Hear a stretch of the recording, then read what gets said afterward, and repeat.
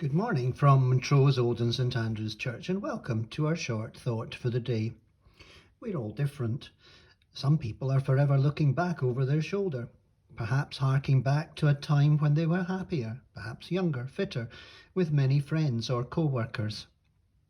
Some have their eyes in the future, perhaps looking forward to better times, to when they're settled in a good job or with a family, or just when they get some of the bills paid and some peace from the pressures that they're under. Many haven't the time for past or future.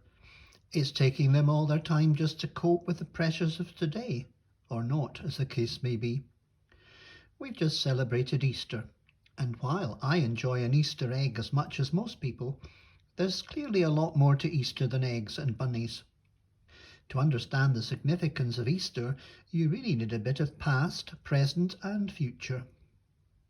Yes, we do have to turn the clock back to that first Easter and think about the events which occurred in a real place, Jerusalem, at a real point in time, when Pilate was governor and Caiaphas was high priest. To a real person, Jesus, the carpenter preacher from Nazareth in Galilee, who was God's son. In church and online today, we're using a number of Easter hymns and a few short readings to go over the Easter story.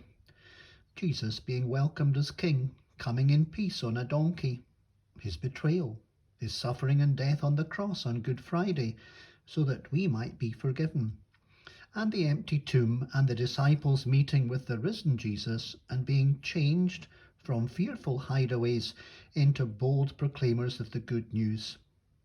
But there is a present element too.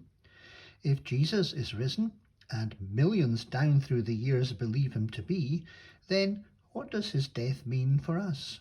What difference is it going to make? He died that we might be forgiven. He died to make us good, that we might go at last to heaven, saved by his precious blood. Jesus isn't just a man on the cross long ago. Like Thomas, we're able to meet him right where we are, and possibly exclaim, "My Lord and my God." And that leads on to the future aspect. For if Jesus is risen and really is God, then our lives can't really be the same.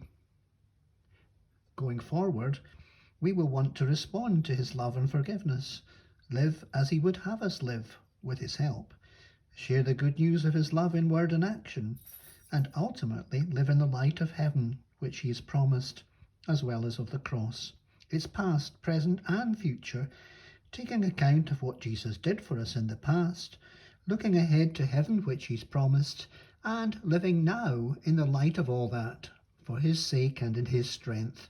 Past put behind us, for the future take us. Lord of the years, we live our lives for you.